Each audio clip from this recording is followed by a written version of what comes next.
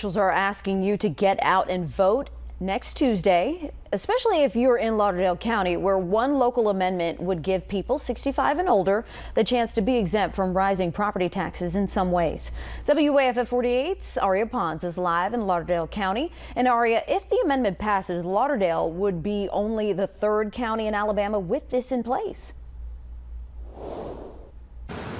Yes, there are only two other counties, and Alabama Representative Philip Pettis says he got the idea from Baldwin County, where the amendment's already in place. He says he tried to make it statewide, but it has to be voted in on a county-by-county basis.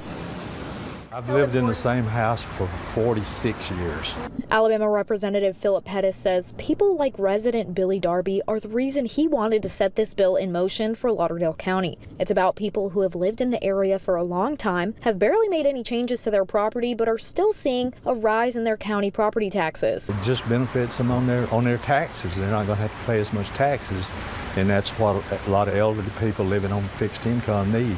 Less taxes. Local Amendment 1 on the Lauderdale County ballot for November 5th, if passed, could help with that. The amendment would allow homeowners ages 65 or older to be exempt from increased county property taxes if the value of their homes increases. Revenue Commissioner Billy Hammock says even if you're not 65 just yet, you should still consider voting for it. Eventually you will be 65 if you hang around. Like some of us, it's not quite to 65, but we're getting there, so it'd be really in favor for us.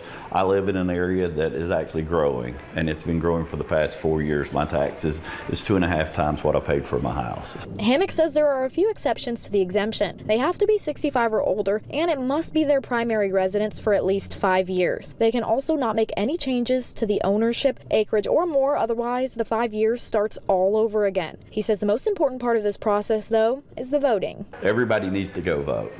No matter where you're at on anything, just go vote. That's your voice in government.